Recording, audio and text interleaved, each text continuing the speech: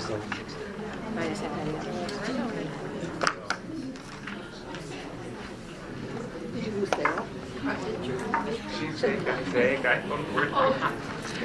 All right, I'm going to call the meeting to order. Dave, if you'd like to do roll call for us, please. Certainly. Cody. Present. Brian. Here. Jennifer. Here. Ann. Present. And I am present also. Those that are able, please stand for the Pledge of Allegiance. I pledge allegiance to the flag of the United States of America and to the republic for which it stands, one nation, under God, indivisible, with liberty and justice for all. Board of Education guidelines. With an open mind, will establish an atmosphere that allows expression of all views, even when views are not in line with all members, being respectful of time. We'll work collaboratively with the district administrator by having open and honest conversations around district priorities. We'll work collaboratively with all stakeholders and monitor key indicators so that equitable teaching and learning results in high achievement. We'll work toward building a trusting environment where both students and staff can reach their full potential and celebrate successes in academics, the arts, and athletics. Public comments. During the public comment period of the agenda, the board welcomes comments from the public on any item not on the agenda. Please know that pursuant to state law, the board cannot engage in conversation with you, but may ask questions. The board may refer the item to staff, a standing committee, or a future agenda for discussion and action. Each person wishing to speak will have up to 3 minutes to speak. Speakers are asked to provide their name and address and topic for discussion. And with the crowd tonight, remember it is 3 minutes. We will be keeping track of that. So with that being said, do we have any public comments tonight? I would like to speak for 3 minutes. Sure, go ahead. Can I have a mic so the people in the back could hear me?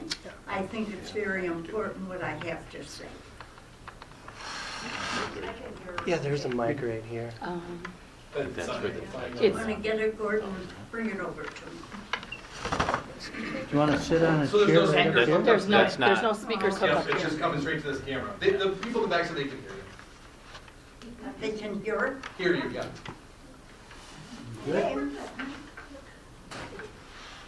I would like to address this letter to the Nekoosa Board of Education. Dear board members, I am writing this letter to you with great care and much concern for our Nekoosa schools. In this particular incident, our Nekoosa wrestling program.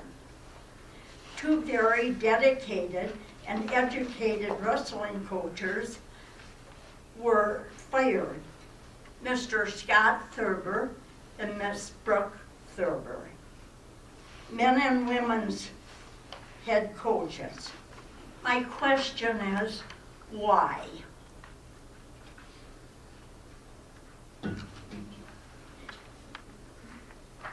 These coaches, there has been no reason given that would hold credence. These coaches are of great value to our wrestling program.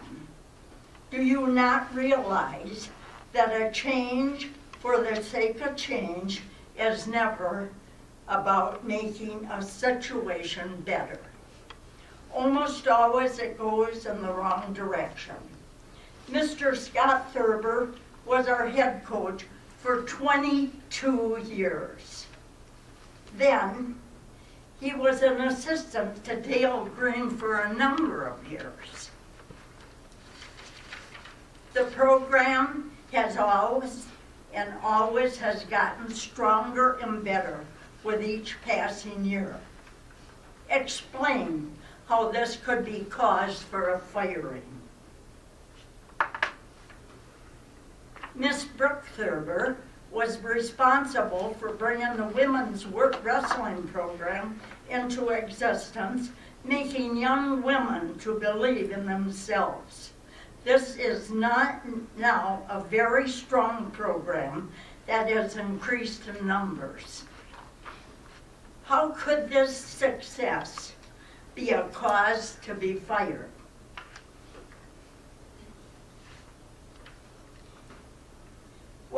are the goals at Nekoosa schools for care and concern?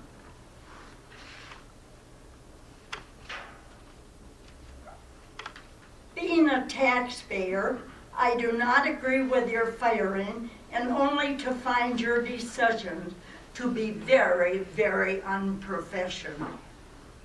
Sincerely, a voting taxpayer, Elizabeth Mickey Freeman. Thank you. Thank you, Elizabeth. Do we have any other public comments tonight? I would.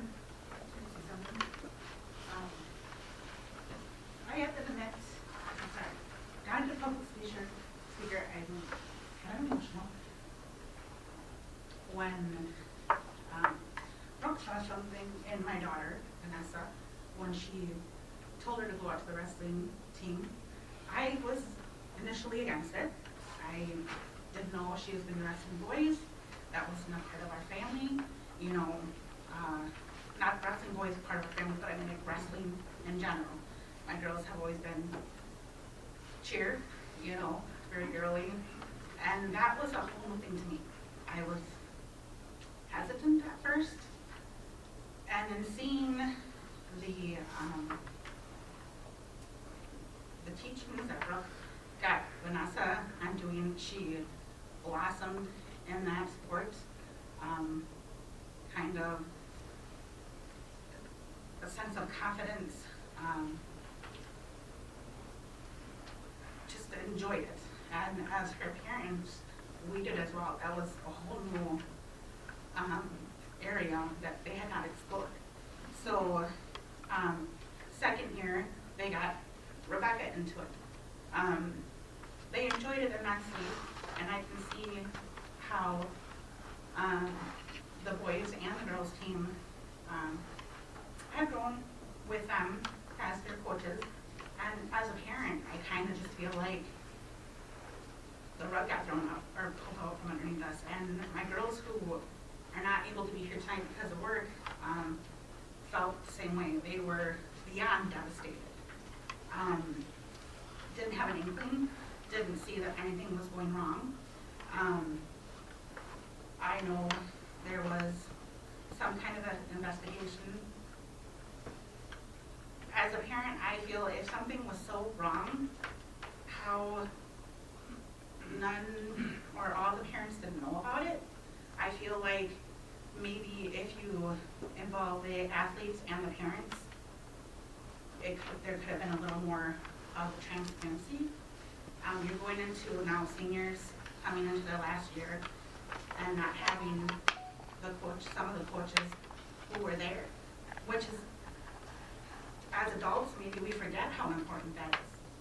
And not having an inkling, not being able to say goodbye in their last year. And I hope that you had a very good reason, because as a parent looking out, I don't see it.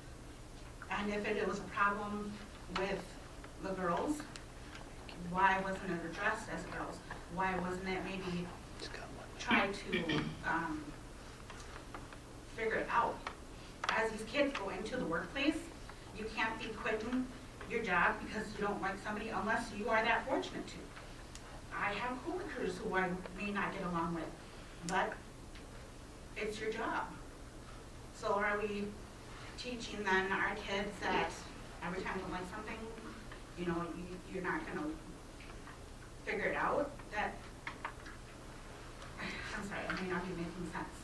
But it just seems like instead of having them work through or coming together and finding a way to have come to a conclusion that was not firing two coaches who have been there forever, who have done so much for the athletes outside of the school. Thank you, but your 3 minutes are up. We appreciate it.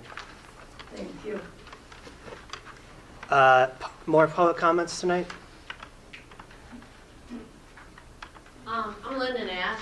I live here down on Wood Avenue.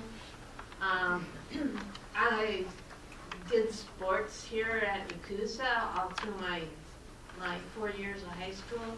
And I think anytime there's a firing of a coach, particularly two coaches at the same time, there should be some kind of transparency to the community, especially when it involves both teams, of what actually happened between the boys' team and the girls' team. I mean, it seems awful suspicious on my manner as far as not hearing anything about either one of the teams and that they had progressed through their years as teams go. So I don't understand why somebody, nor less both coaches, got fired when the teams were progressing, and that leadership to the students, and on behalf of the students, I like to hear from the students of how they feel, because I mean it's like she said, it seems like sort of the rug was pulled out from their feet, and I can only imagine how they feel.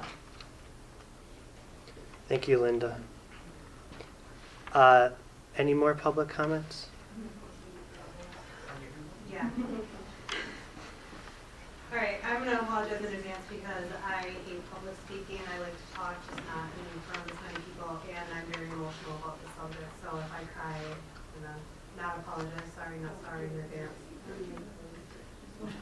My name is Dawn Honig, and I'm the parent of an incoming freshman who is very excited to join the NHS wrestling program. He's been wrestling for Nekoosa in the youth program since he was 4 years old, and most recently participated in the middle school program. My younger son has also wrestled for Nekoosa for the past 7 years. I myself served on the Nekoosa Youth Wrestling Board for 4 years. So when I say that our family has been eaten, breathed, and slept Nekoosa wrestling for the past 11 years, I'm not exaggerating. I'm here tonight to express my support for Coach Thurber and to ask the board take another look at the decision to let him go. He's not only been a part of the high school wrestling team, but has also showed up for many middle school and youth tournaments, as well as wrestling community events. He's made a huge impact on the Nekoosa wrestling community as a whole.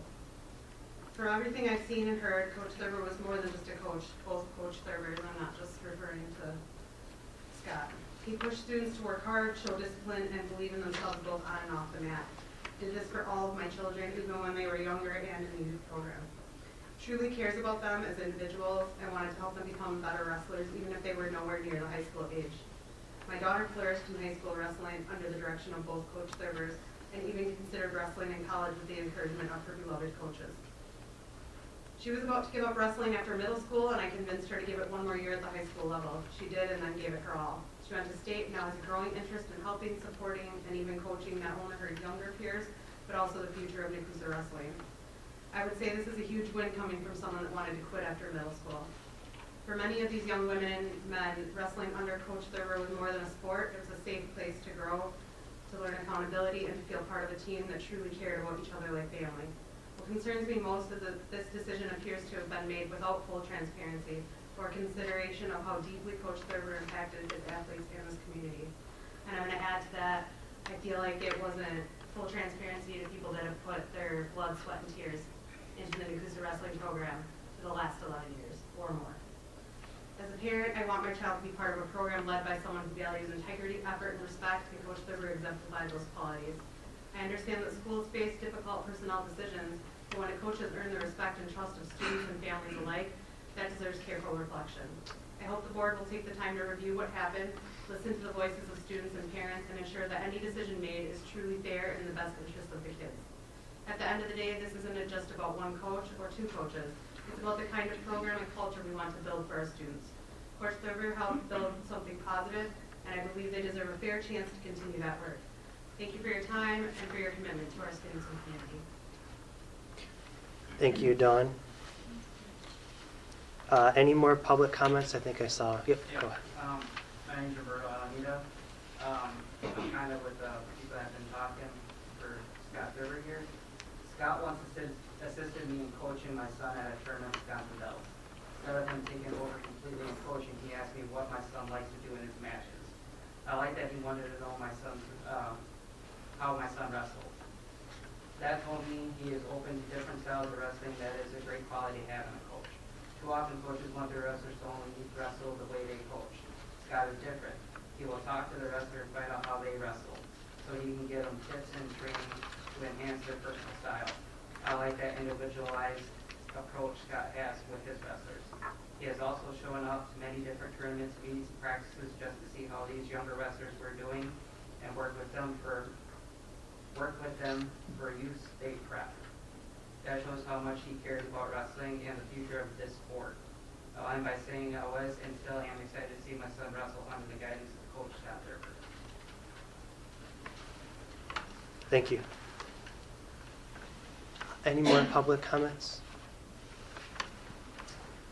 I am here today to voice my concerns with the NHS wrestling coach situation. Not only were the coaches blindsided by the decision, but many parents and their kids were also blindsided. To say the program needs to be taken in a different direction simply baffles me. The wrestling program took both boys and girls conference titles last year. It wasn't an easy feat. It took all hands on deck, hands that wouldn't have been there if it weren't for the Thurbers. When you think Nekoosa wrestling, you automatically think Thurber. The Thurber name has been synonymous with Nekoosa wrestling, and for a very good reason. I have had kids in various levels of the Nekoosa wrestling program for 10 years. 10. 5 years ago, my oldest was ready to walk away from the wrestling world after her 8th grade season, much like my son is now. I pleaded with her to give it just one more chance. One more with Scott. See how things would go and where her heart truly was. It didn't take long, and she was back in it. The Thurbers gave her her heart back. She was the lone girl on the freshman team. With Scott by her side, she continued to wrestle all 4 years through high school, made it to state, and is now wrestling at UWSP under the NCAA program. That is why she is not here tonight to support. She has obligations. I didn't come here to knock down the coaches that are supposed to be taking over. I am just curious how taking the program in a different direction means cut out the current Thurbers, but continue on with others that were under their name. A clear-cut new program director would need a complete refresh, would it not? But as I said, I didn't come here to knock down or badmouth those who are set to take over. I'm here to fight for the person who took my oldest child to the next level. I'm here to fight for the person who was above and beyond in the world of wrestling, the world of Nekoosa wrestling, to build relationships and gain trust. The Thurbers don't just focus on NHS, they focus on all Nekoosa wrestling with the Matt Backer program and by coming to many middle school and youth programs and events. My younger two kids, now in 6th and 8th grade, know the Thurbers very well and have been looking forward to their turn to have the Thurber tutelage. Scott doesn't just know Ian, my 8th grader, and the wrestler. He knows about his fishing, his football, and his general life. He knows about Pip. She's a sensitive little beast and loves horror movies. Those are things that you just can't replace in coaching. My son has been coached by the same coaches the last 4+ years. My daughter also had those coaches. I'm not saying it's bad because it's not, but it also is at a standstill. Kids grow and learn from new experiences and new coaches and new coaching styles. Scott has proven time and again he isn't just in the program for specific kids or specific styles. He coaches each child individually. He listens, he helps them. I know that is why my kids have been looking forward to Scott's coaching and why I love both Scott and Brooke so much. Thank you, but your 3 minutes are up. Any more public comments for tonight? Hi, my name is Ian Lover. I'm currently in 8th grade at AMS. I'm here because I want to voice my concerns for the recent firing for Coach Thurber and Brooke Thurber. I've been wrestling since kindergarten. I have only had a few coaches in that time, 3 or 4 maybe total. My first coach, Grant Lane, instantly shot a love of wrestling in me. And when Grant left, I wasn't sure where I would be. I decided to try it anyway, mostly, even my mom made me. Since then, I have had the same coach for 4 years. He's taught me things, and while I am thankful for him and what he has done for me, I don't know that I would continue to learn things from him or his coaching staff. I'm not just another wrestler. I have interest in different feelings and different goals. Coach Thurber knows that, and those interests, feelings, and goals. He's stopping me from different competitions when he doesn't need to be. He stood by my side, helped me calm down. He's helped me even without him self-knowing. I've been looking forward for Coach Thurber at high school wrestling for a couple of years. Now after listening to my older sisters and telling their stories, her expectations as well as the chess wrestling, I want to learn from Scott. If Scott's gone, I don't know what wrestling will be my first choice after middle school. I need and want to know new coaches. I dislike my old coaches. I don't dislike my old coaches, but I do not feel trapped without them. I can only learn so much from one coach, and if my time with that coach may be done.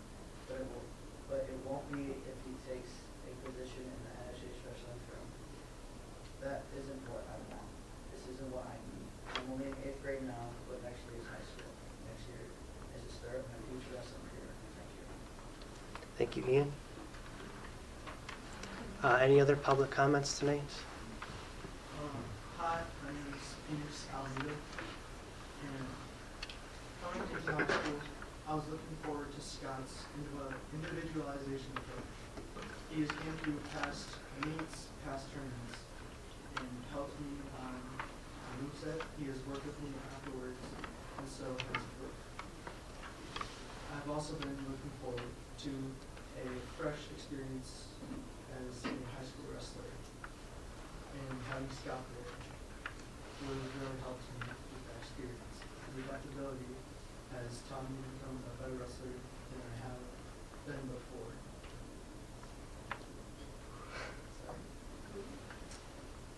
And having Scott there was more of a comfort decision. He has been through the toughest times for wrestling and taught me how to be a better person and a better wrestler. Thank you. Thank you, Phoenix. Any more public comments for tonight? My name is Jameson Clark, and I am an incoming freshman at NHS. I've been training in wrestling for 9 years, and I was really looking forward to continuing my growth under Coach Thurber. I'm here tonight because I believe Coach Thurber is on to be terminated, and I want to share how much he means to students and to our program. Coach Thurber is more than just a coach. He's a mentor, a role model, someone who truly believes in every single student who steps onto the mat.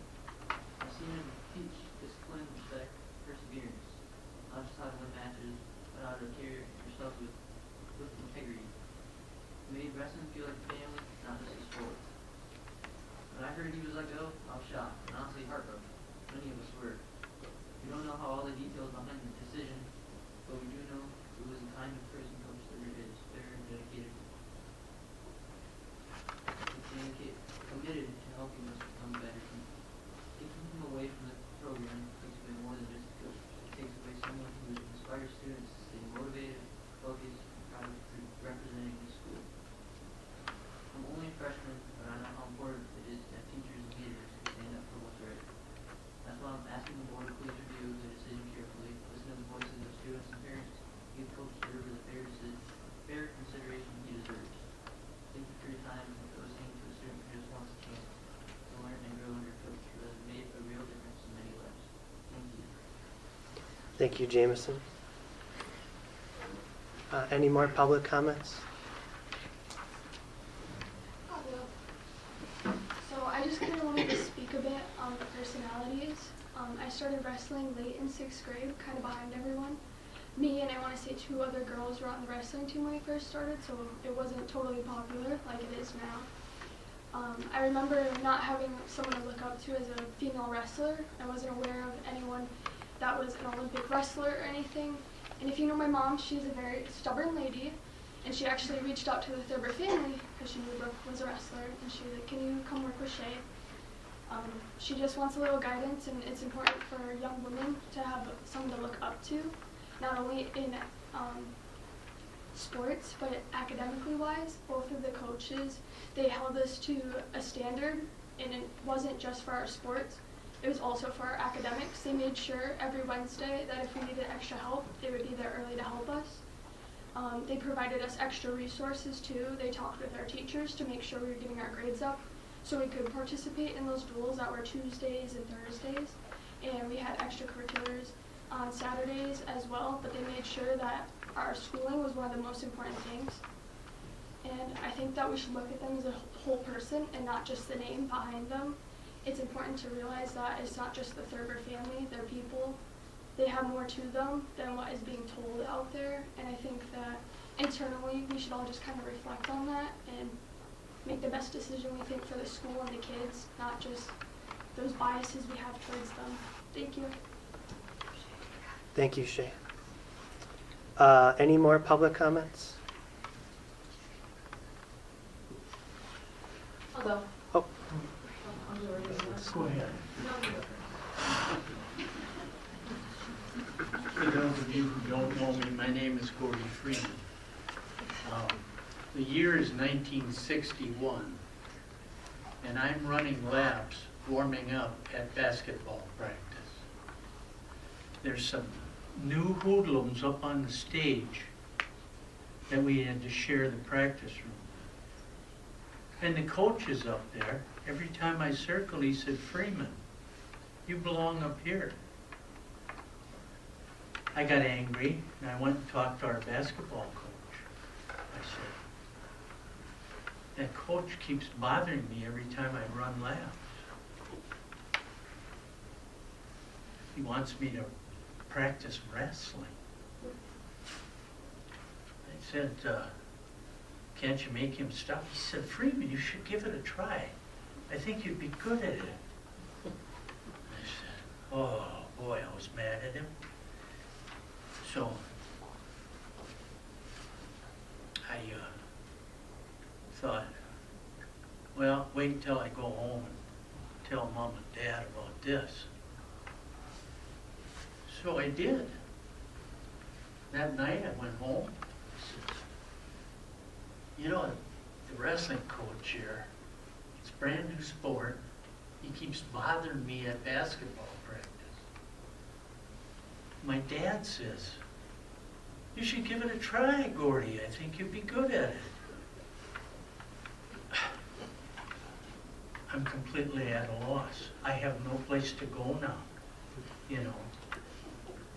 So they're up on the stage, sitting with books and looking at them and learning the sport. This is the first year of wrestling at Nekoosa High School. But it isn't long, and there's a match coming. The very first match, 1961. It was Richland Center. We got trimmed up really bad, but I won. And I was wrestling a guy that was 20 pounds bigger than me. And one other of our guys won. So that was off and running for me. It took on a life of its own from that point on. This will be my 55th consecutive year going to the state tournament. I've been the president of the wrestling club here in Nekoosa. I've had so much fun with the sport. I have grandbabies now on the mat, wrestling at state. I've known the two coaches in question since they were little bitty babies.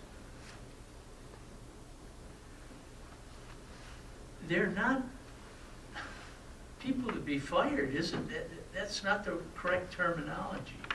If you want to head a different direction, okay, but that really needs to change, you know. And I know all of you, and most of you know me too, you know.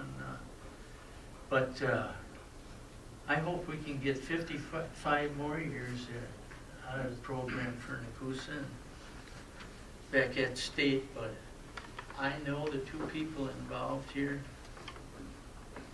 they're better than that. Please don't do this. thank you, Gordy. Thank you. Thank you. I think there was another public comment. No? Yes? Yeah?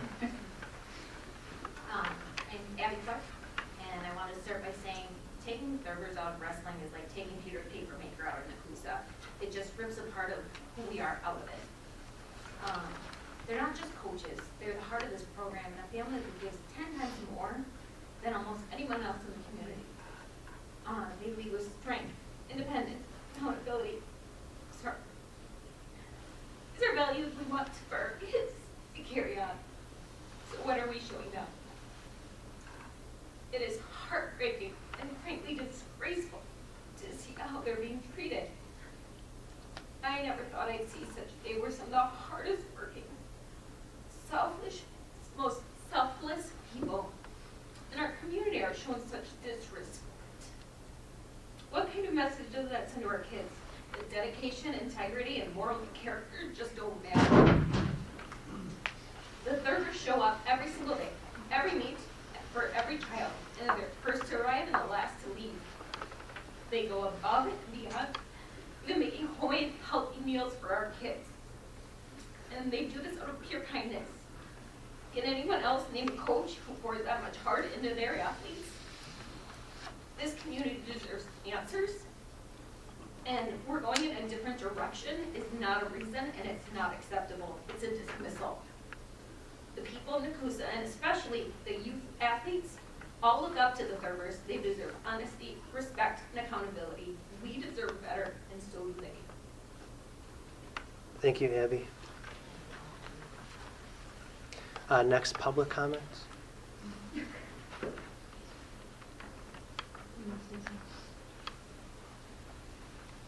Good evening, members of the board, superintendent, staff, and community members. My name is Stacy Clark, and I'm here tonight because I believe a serious injustice has occurred with our school district. The wrongful termination of Scott and Brooke Thurber. These coaches were not only dedicated coaches, but people who consistently went above and beyond for our athletes. Over their years here, they earned the respect of parents, students, and peers alike. Yet, despite their record, they were terminated under circumstances that raised serious questions about fairness, transparency, and due process. There was no opportunity for them to respond before the decision was made, and to do that the day before season sign-ups were was just not right.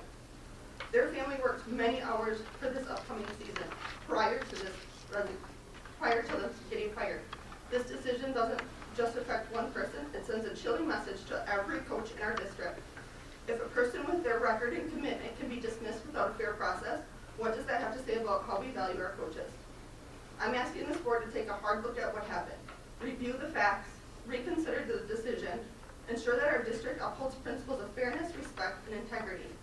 They deserve to have their reputation restored, and our district deserves leadership that makes decisions based on truth, not convenience or politics. As of yesterday, our youth signups was at 5 youth wrestlers. Compared to last year, that number is dramatically low. We need to have coaches who are dedicated to helping our children grow. When one of them is treated unjustly, it harms all of us. I urge this board to make it right. Thank you. Thank you, Stacy. Any more public comments tonight?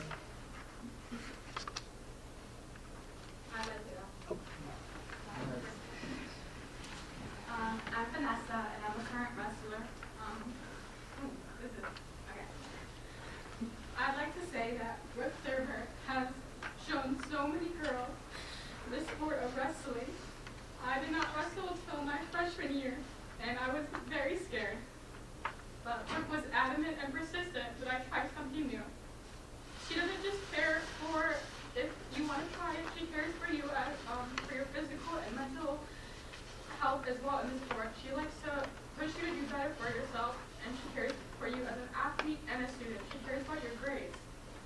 She teaches you how to be strong and be a good person and a good student. She teaches you reliability. She teaches you grit. She teaches you so many life skills that don't even have to do with wrestling. She cares for all of her athletes and what happens for their futures. She is so much more than just a wrestling coach to many of us. And a lot of our numbers for the girls' team have gone down since she's left. And I don't think that the team will ever be the same without Brooke Thurber. She is what made us the team that we are now and why we have a girls' wrestling team to begin with. So I think we should really reconsider what you guys want our future to be for the program. Thank you, Vanessa. Did we have any more public comments tonight? I'll go. Excuse me, Scott Thurber here. I've dedicated myself to the sport of wrestling and the development of student athletes on and off the mat. My coaching journey is marked by competitive success, academic excellence, and unwavering community involvement. I've coached 64 individual conference champions, 32 state qualifiers, and 16 individual state place winners.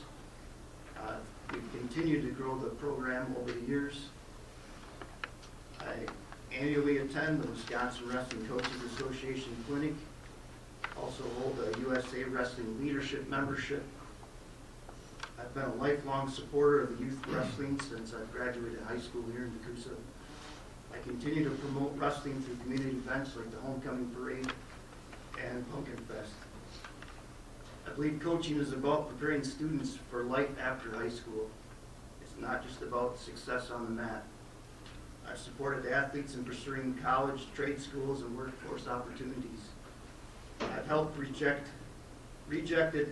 college athletes gain admission through outreach to college coaches and athletic directors.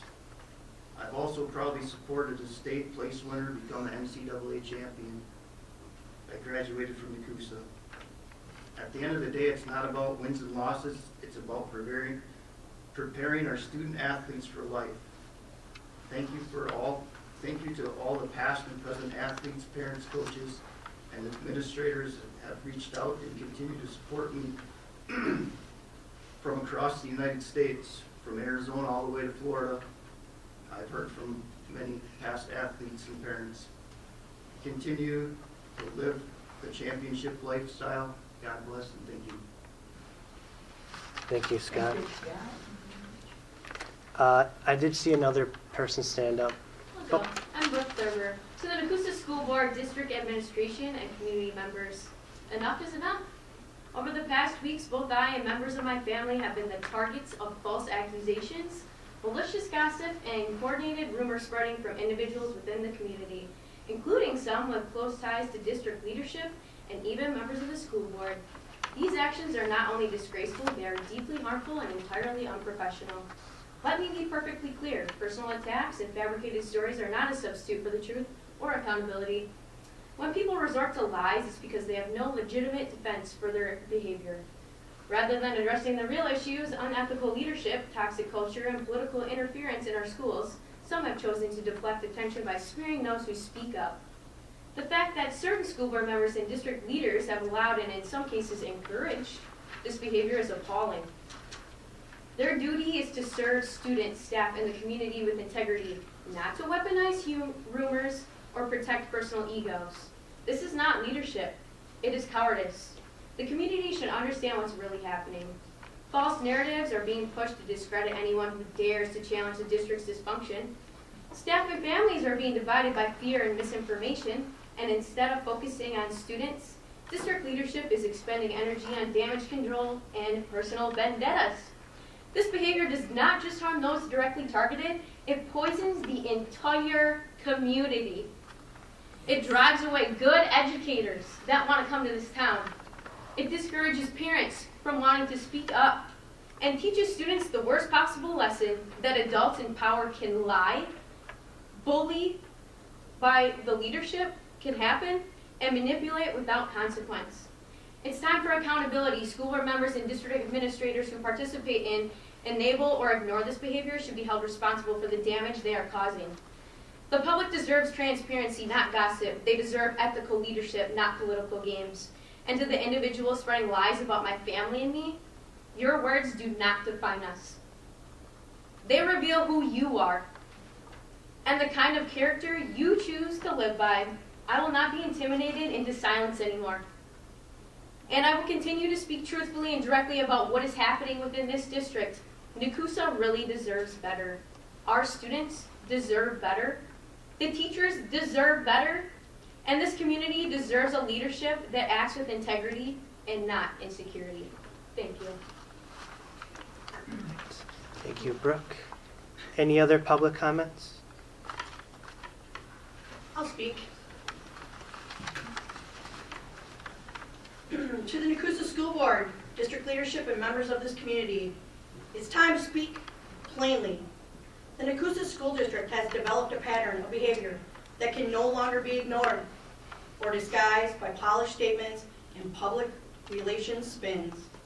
The ongoing dishonesty, political maneuvering, and mistreatment of staff has created an environment of fear, mistrust, instability, one that is eroding the very foundation of our schools and our community's confidence. Staff members are being let go without just cause, often for reasons rooted not in performance, but in politics, favoritism, and personal agendas. These decisions are being made behind closed doors, without transparency and without accountability. The message this sends to the remaining staff is loud and clear. Loyalty to leadership matters more than integrity, professionalism, or the best interest of our students.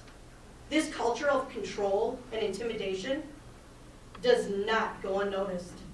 It spreads quickly through the classrooms, through the hallways, through the community. The damage is not abstract, it is real, and it is measurable. Talented teachers are leaving. Morale is at an all-time low with your staff. Students sense the tension. Families are losing faith in this Nekoosa School District.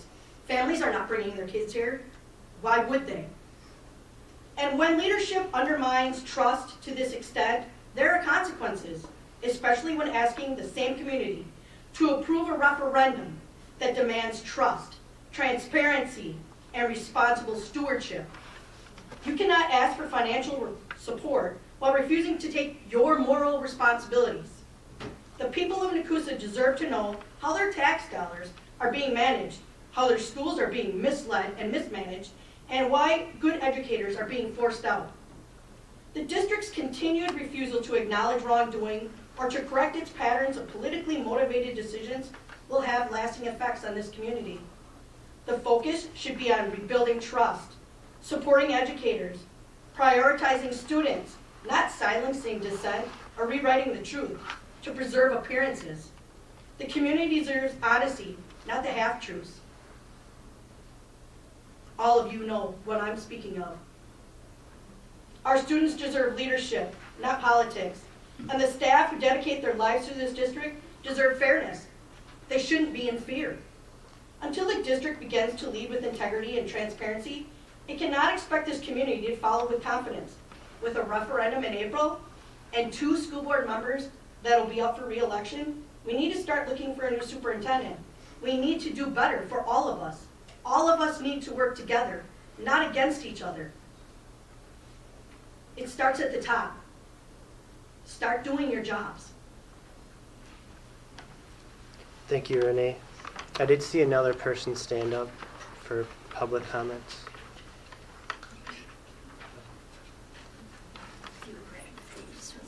Is there any more wrestling stuff? Is there any more wrestling stuff? Because I'm going a different direction. Yep. And it pertains to a lot of what she just said. Yep. My name's Jeff. My wife gives so much to Hunky Elementary. She volunteers, she subs, she takes care of the children, she supports the staff. And how is she treated when she comes in here and addresses an issue? And that issue is we have a verbally and physically abusive 3rd grader put into my 1st grade daughter's classes, which is not okay. She gets intimidated to be pushed out that door. She gets followed through the hallway. And for what? Because she cares too much about the kids and the staff in the school, and she's the one willing to speak out? It's BS. It is not the way a school should be run. We should be able to walk through that door feeling welcomed and like we belong because we're part of the community, instead of having that fake poster over the door that says, "Parents aren't welcome. Do not come in." It's not okay. This is funded by the public. I pay. Everybody else who pays taxes in this room pays. It's not okay. The way that people are treated in this school, the staff wants to leave. Like, you guys don't hear it, but teachers talk. Everybody talks. And they're so unhappy here. It's astounding. They're ready to just walk out the door and nobody gives a shit. Like, what are we supposed to do with that? My kids are affected by that because nobody else, well, I'm not going to say nobody. The teachers care deeply. The teachers are awesome. And we're losing them more and more every year, which is not okay. You should be doing everything you can to keep the good teachers. And what do we get out of it? Nothing. We get intimidated. We get told we don't belong in the schools. We can't be here. I want to give my hats up to the middle school and the high school. When I walk through those doors, I feel welcome. I feel like we're actually part of those schools. When my daughter moved into the middle school, it was completely different. I walk into this school, it's like, nope, you don't belong here. You might see something you don't like or see some sort of secret that, what's being hidden here? What are we not allowed to see? My kids come here every day. I should know exactly what's going on in this school. Thank you, Jeff. We do, board members are allowed to ask questions, so Mahan has a question for Jeff. Yeah, I don't know what you're talking about, but my question is, what are you asking for? I want transparency, and I want to know why we're being intimidated out of this school. I understand that. Are you saying that the public should be able to walk the halls of the school during the day? I don't understand. I just don't understand. We should be able to trying walk to say. in that door and feel like we're part of this school because this is the community. The school is the heartbeat of the community. We shouldn't be told, you don't belong here, especially when you're volunteering your time for this school to make it better and make the kids feel like there's somebody there who's going to care for them. And like my wife, she's being intimidated to be pushed out that door. She's being followed through the hallways. Why? Because she cares too much? Because I'm willing to stand up for the children. She stands up to the crap she sees going on in this school, and she's going to get forced out. Much kind of like what's happening with the wrestling coaches. It's all going hand in hand. It kind of makes sense now. Not really, but it's fine. Okay, thank you, Jeff. What was your last name? I missed Frederick. it. Any more public comments tonight? I'll go ahead, why not? I wrestled in the Rapids program for 10 years. I came into that door, 42 minutes ago. I had no beef in any of this. I don't know what's going on with you. I can kind of recognize your face a little bit from when I wrestled around here.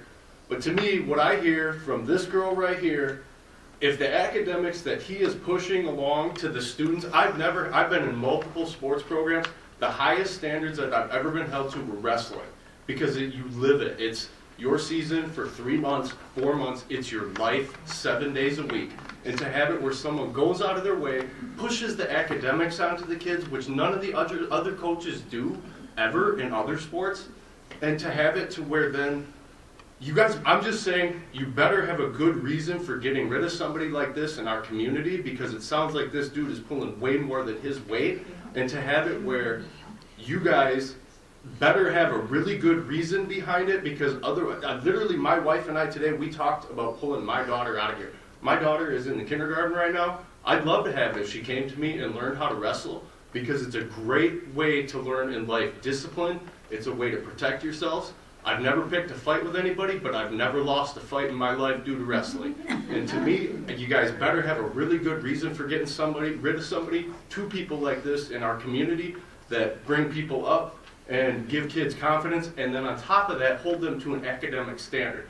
That never happens. So as a resident, you guys better have a really good reason behind it, and if you can't tell anybody about it, it's kind of bogus to have our kids be around people that you get rid of, and then you can't tell them the reason that you got rid of them after their children have just been with them the whole time. If you got rid of somebody that was around my daughter, you damn right I want to know why you got rid of her, because my daughter just spent time around that person, and it's my daughter, not your daughter. So to me, if you got rid of them, it better be for a good reason, and it better be transparent. What was your first name? Cody, C-O-D-Y. Just like yours. Thank you, Cody. And that is my question because I'm curious as a board who fired the coaches as well, but we will talk about that later. Any other public comments? Yep. Casey Frederick.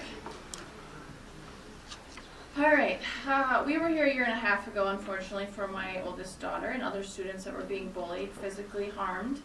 But I will say since my daughter's been at the middle school for the last year and a half, we have not had a single interaction that has resulted poorly. So I want to sincerely thank Mr. Julius and Mr. Thomas because what you guys are doing over at the middle school clearly is working, so thank you very much for caring. Unfortunately, things are continuing to suffer at Humke. I am highly concerned for the students, and I am here to voice for the staff because they do feel they cannot say anything because they feel bullied by Miss Bakeford. On top of her poor decision making and cause of unnecessary harm to students, that there is so much more information going on that parents, community, nobody knows here. She has taken away all fun activities for kids, reading roundup, care family school meeting, kids honoring someone in the morning, no longer okay. Kindness week. She moved conference dates so it didn't line up with our biggest fundraiser for the big fair of the Hippo community. Then she wasn't even seen on conference nights. She moved showcase night a whole month up to the draft night. Then she wasn't even here for showcase night. There's proof she was at the draft. She has only attended about 5 Hippo meetings and maybe half the board meetings over the years she's been here. She doesn't introduce herself or make a greeting at Christmas programs. She moved the start times of those back twice now because she doesn't want parents in the school early. She posted a message that stated last year that siblings should remain in classrooms and should not come to their siblings' Christmas programs. She doesn't greet children in the hallway in the morning, probably due to the fact that she consistently rolls in zooming through the parking lot after 8 every morning. But then belittle staff for being 2 minutes late one day or taking more than 2 sick days in a row. She degrades staff members in front of other staff. She has made them cry and want to leave, or they have quit already. Majority of the staff has stated that if she stays after this year, they are leaving.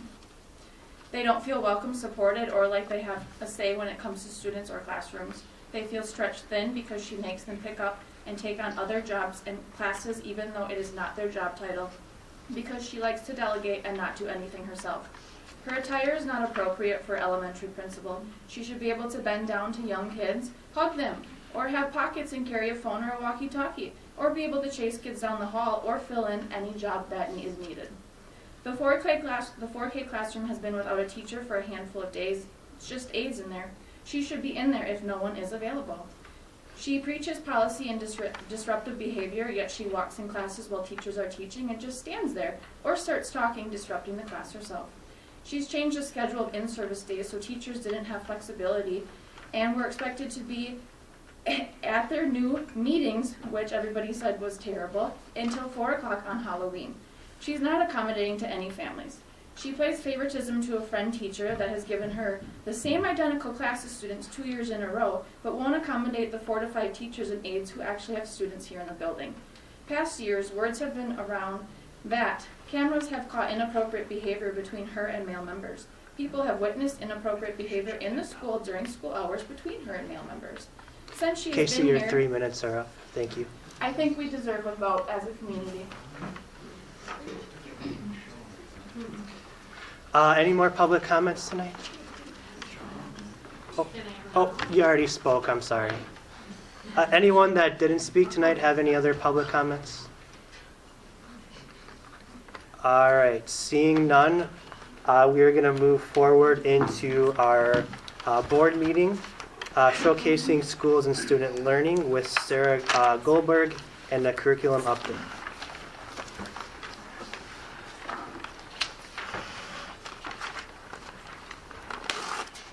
Well, I appreciate everyone giving me an opportunity in a moment to just give an update and share a little bit about curriculum.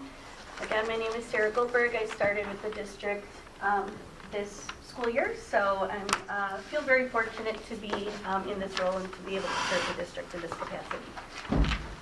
So, just want to share with you some updates. from a district perspective as well as building level. So hopefully this will acknowledge my sleeping a little bit, but I will just share with you that some of the things out the gates that I have been really focusing on is collaborating with different individuals and teams within the district to support our tiered level learning and to support varying students across the spectrum in terms of their needs. So I chose this image just because I feel like it really encapsulates what really is integral in supporting student learning, both from a social emotional aspect as well as academic. So to give you just kind of an update, as I've so this is a new position in the district, and so I, kind of coming in, have taken a look and worked alongside many staff members to analyze our systems, to acknowledge the needs that are in the district, and to focus on state alignment and pertinent things that are related to requirements and legalities with the state. So that was kind of my first month as I got established. Moving forward, really huge to my role is collaboration and developing a sense of community. So I do want to acknowledge the staff in this room and the opportunities we've had to collaborate already. And I'm looking forward to digging further into curriculum. So that's kind of where we're headed next as we dig deeper into some of those needs. And because of that, I've acknowledged some priority areas and, of course, always pivoting if the need is there to respond to specific needs as well. So from a district perspective, kind of have come up with, as I mentioned, some priority areas and again in collaboration with our buildings. Really just having a holistic approach to supporting student needs and having resources available for those students. So taking a look at what we currently have in place, what needs to be evaluated, and how we can move our district forward. So some of that involves looking at alignment, so ensuring that we have cohesion across our buildings. Engaging in strategies and resources that are responsive to student needs, whatever that might be. And then taking a look at our gifted and talented programming. That is something that I do want to address and build in the district so that we are meeting learners across levels. So part of my work involves curriculum review and adoption and building strong systems so that we have a ability to tackle things that maybe are outdated or need a review and to move things forward. One example is our district recently purchased social emotional learning program named Character Strong, and it's intended for 4K through 8th grade. And I really do think it's a great program, and so I'm looking forward to working with staff in utilizing that to its fullest potential. And then finally, I am serving as the district assessment coordinator as well. So I really have appreciated our administrative team in supporting me in that role, and I want to give a special props to Susan Baldwin, who has really helped me in terms of our helping keep me on the schedule for all of the assessments that range from elementary to high school. So to kind of break it down by building. Humke, we are looking at, we want to acknowledge the hard work that's been put into the curriculum currently for our English Language Arts programming, but we have, after analysis, that programming has been in place for quite a few years. And from a curriculum perspective, it is time to take a look and analyze and evaluate where we're at with that. And so we are in the process of taking a look at, and also to address Act 20, which is a new legal requirement in the state of Wisconsin for literacy and foundational learning needs for our youngest learners. So we are in the process of reviewing curriculum and making some updates to that. We've also implemented IXL, which is an ed tech platform, and it provides us and captures student progress from a screening standpoint as well as skill-specific support. So what's really neat about this kind of curriculum is that it is adaptive and it supports learners, again, those who are advanced and need some higher level content, as well as those students who still need to be provided additional supports. And then finally, to build off of that, we are looking at some supplemental literacy resources as well. Again, we are doing some trial programs to address those Tier 2 and Tier 3 needs, as well as continuing to strengthen our Tier 1 and our universal learning opportunities for students. Moving on to AMS and our CWSA programming. They did a comprehensive curriculum, so they already did some work for me. They did a comprehensive curriculum evaluation last year for their English language arts programming, and so they have now adopted Benchmark Advance, which is an English language arts program to support, again, universal needs as well as tiered level of support and interventions that build student learning. So that is for grades 4 and 5. We've also are implementing IXL for math and English language arts at the middle school, so that has been very beneficial, again, for supporting students across the array of needs. And finally, something that I've been working with Keith and Jason on is, and our math department, so I want to give kudos to them as well. But we've been really working on examining our secondary math curriculum and making some decisions around what that will look like in the future. Finally, for our high school and the academy, we just, again, you're seeing a theme, but we are really looking to support learners across the spectrum in terms of both academic and behavioral. So secondary interventions and responsive strategies have been a real key part, and I've had the opportunity to collaborate with several staff members and teams in that regard. Again, as I mentioned, our secondary math curriculum is something under review. And finally, again, to shout out Susan once more, we have EduClimber as part of our data management system, and that is something that I would like to see us utilize in greater capacity so that we can have more conversations and cohesion across the buildings as well for that. And to address student needs in a quicker manner. So that is just kind of a little bit of an update on some of the things that are happening in the district as well as at a building level. Any questions for Sarah tonight? Yeah, I got a question. Yeah. Recently we had somebody resign from Nekoosa Academy, and I'm very passionate about that school. And I know within our district we have 2 individuals that are licensed in alternative ed.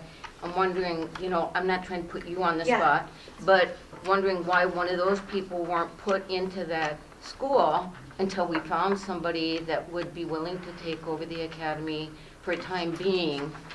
Because, these kids need somebody who understands them, we can't neglect their education. Yeah. I mean, if our mission and vision in this district is all about all kids, then we should be about all kids.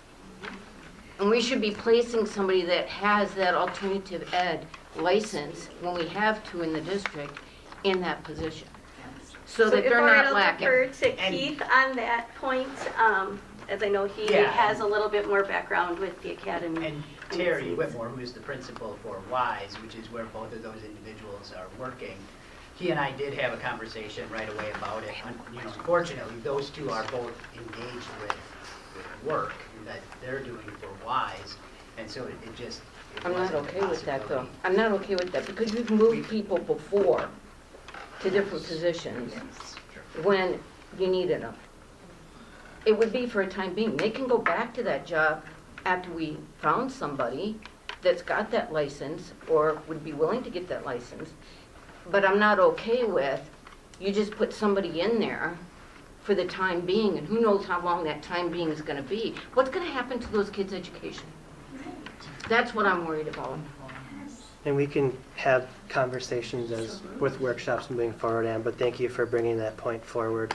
And I know, Jennifer, you had a question as well. Yeah, Sarah, you talked about the tiered level of support. Can you talk a little bit about what that looks like? Yeah. So I think one of the, I can stand here. So that can encompass a lot of different things. It can be formative kinds of things that are in the classroom and teacher anecdotal observations for students and what they need. It can also utilize our technology capabilities that we now have in terms of some of our programming.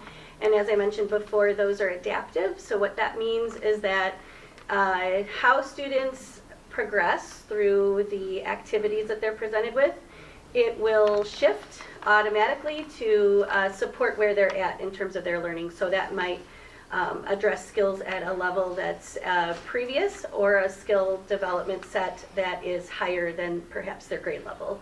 So that's one example, as well as hopefully to build our curriculum resources further that we have in classrooms.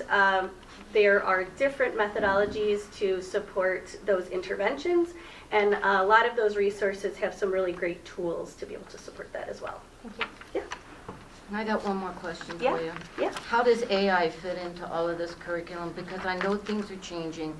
And then how is that AI, as far as assessment goes? I mean, how are we really going to know where kids are at, what they're learning, how they're progressing? Yeah.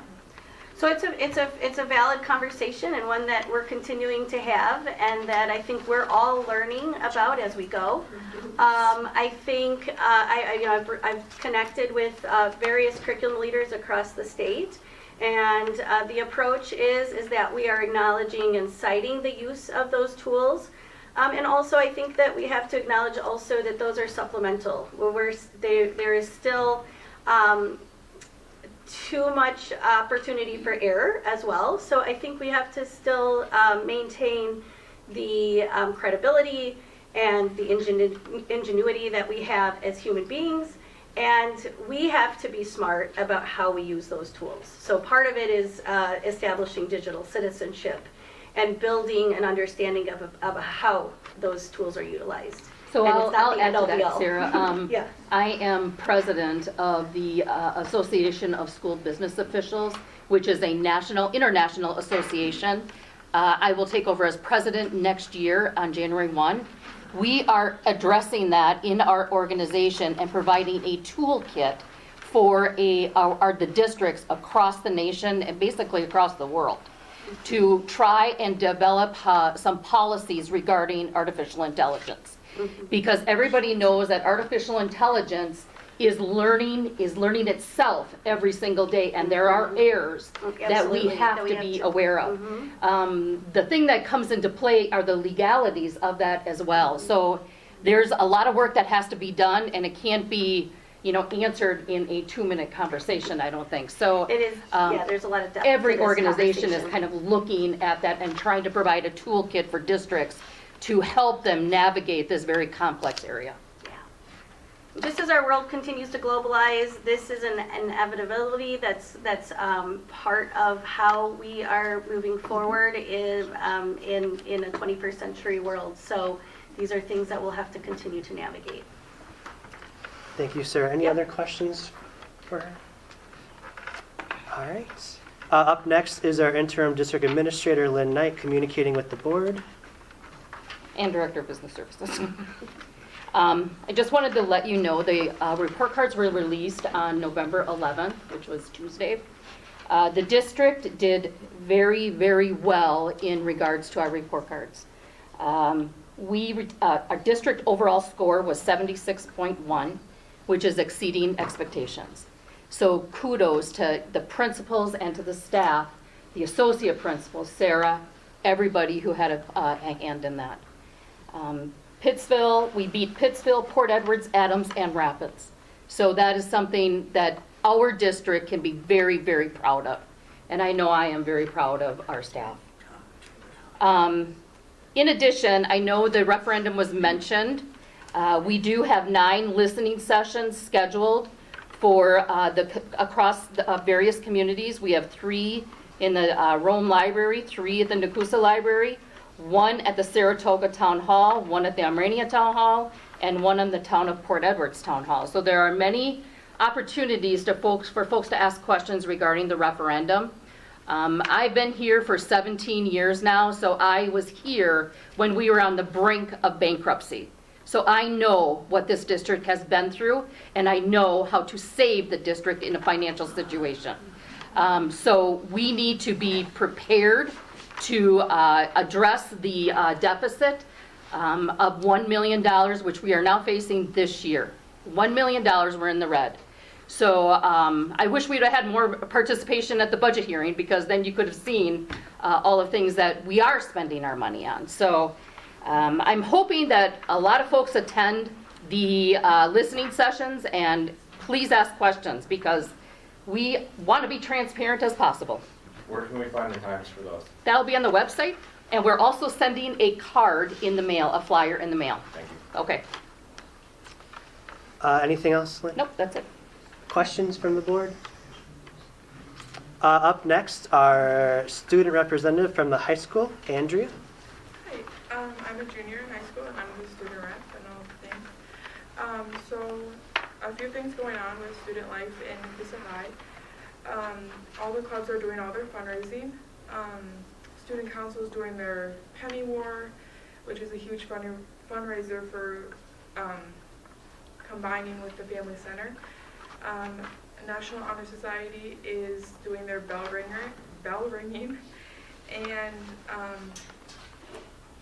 then the whole junior class is doing their sweater fundraiser, which is available, I believe, through the school district website if you want to participate in that fundraiser for our prom.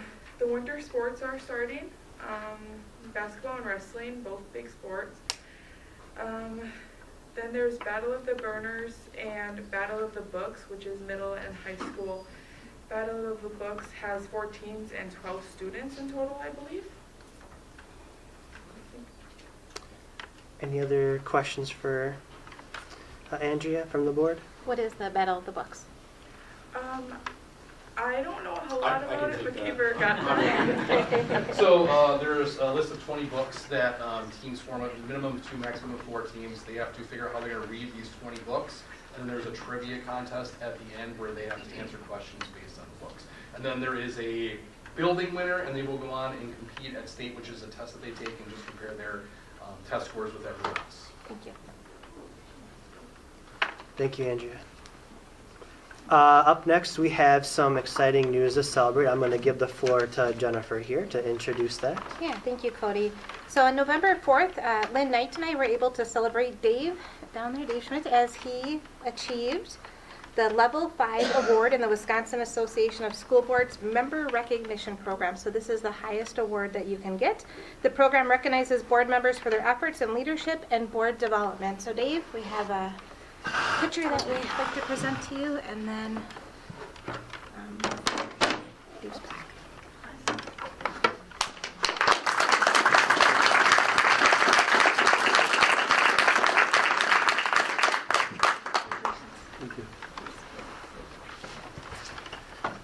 Like Jennifer said, that this award is given to school board members for attending WASB events such as training sessions, being a delegate at the convention in Milwaukee each year, and other activities that the WASB puts on.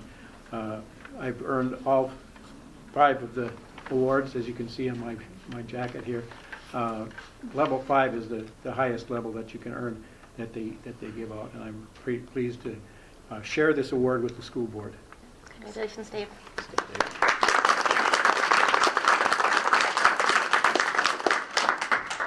And congratulations again. No policy governments. Last board workshop, we weren't able to meet, discuss that. Other board work, we have the library plan presentation and library plan approval. So Jesse, I will head that over to you.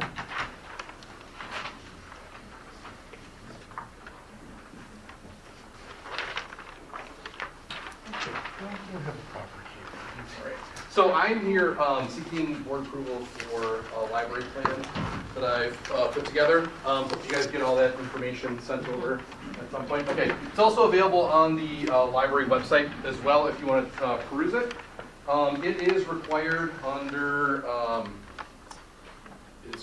administrative code, so each school district board shall have on file a long-range district or a library media plan. The state has adopted a future-ready framework. There's 9 pieces, or there's 7 pieces in the state. They are basing it on Ed for All, which has a 9-piece model. I've chosen to go with that instead. It's just a little bit more comprehensive. The state kind of shrinks some things down. I like the other one better. They're both state approved. This is not an all-encompassing plan. It's not supposed to like hit everything. The DPI says you're supposed to go for like 2 to 3 goals that you're looking to accomplish. With this in mind, I created a preliminary library plan. I shared it with a couple teachers at the middle school and high school, as well as Mr. Johnson, if you want to put that up there, sure. They gave me some feedback. I made some changes to it, and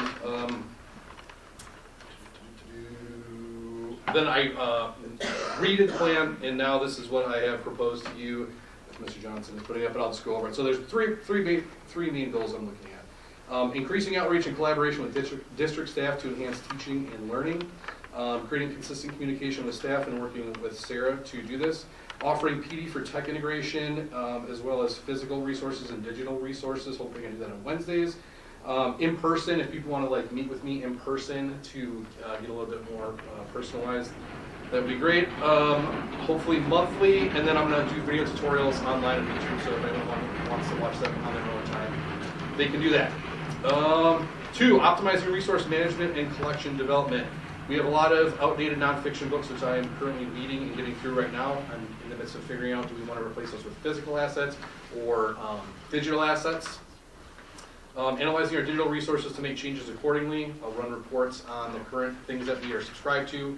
Are they being utilized properly? Are they not being utilized properly? And make changes based on those numbers. And then promoting the use of the makerspace at the high school, which is great. I don't know if you guys have been up there. Mr. Peters helped set it up last year. We got a 3D printer, Cricut printing machine, all kinds of good stuff up there. So I'm trying to get kids to utilize that more. And then the last one is fostering a positive student attitude towards reading, which is more focused towards the middle school and high school.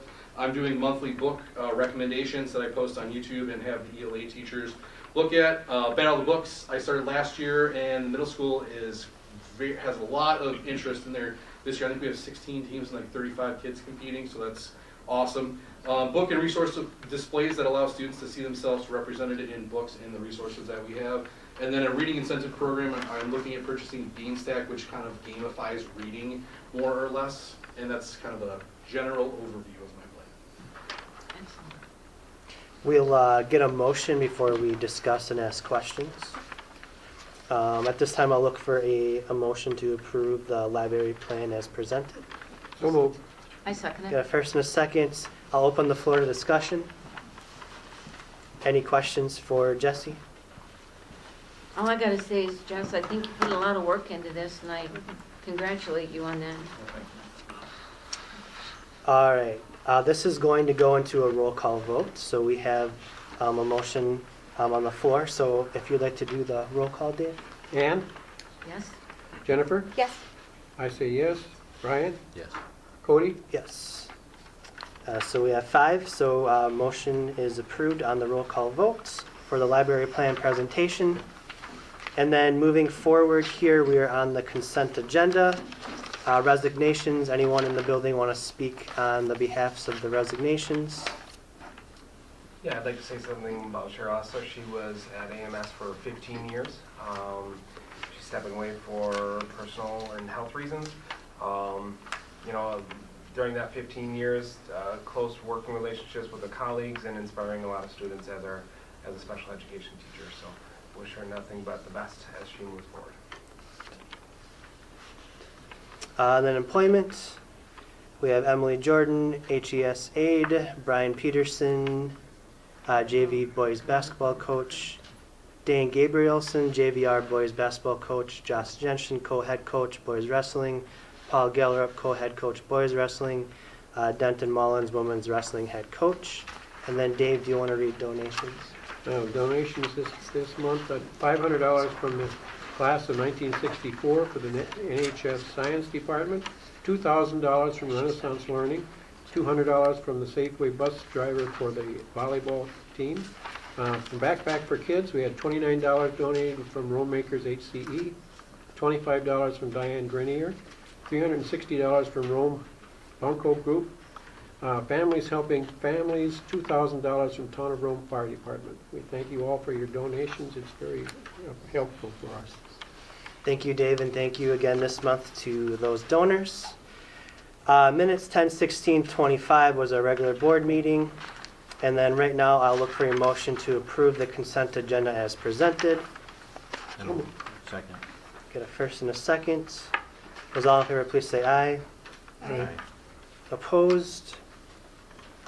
I am going to oppose, so we have 4 yay. I oppose. You have 1? Okay. So 3-2. Motion carries. Next future agenda items, OE6, financial planning, OE7, financial administration, OE8, asset protection, GP7, agenda planning, R2, academic performance. And then on the 10th, we'll have a regular board meeting.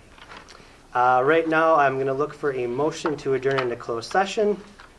Consideration of motion to adjourn to Wisconsin State Statutes 1985, line 1G, conferring with legal counsel for the governmental body who is rendering oral or written advice concerning strategy to be adopted by the body with respect to litigation in which it is likely or become involved for purpose of conferring with counsel regarding of notice, injury, and claims served upon the board.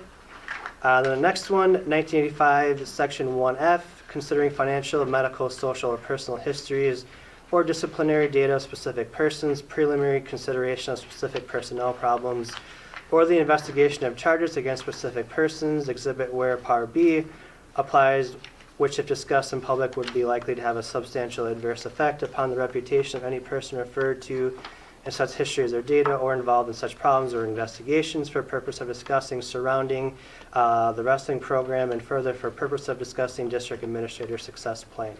I'll look for a motion on those. I move to go into Cody, closed session. before we move on, why didn't we bring up about Brooke or Krista? No one spoke on their behalf. I'm sorry, did we have I move to go into we had a closed first and a session. second? Those all in favor, please say aye. Aye. Aye. Opposed? All right, we are now in closed session. Thank you, everyone, for coming.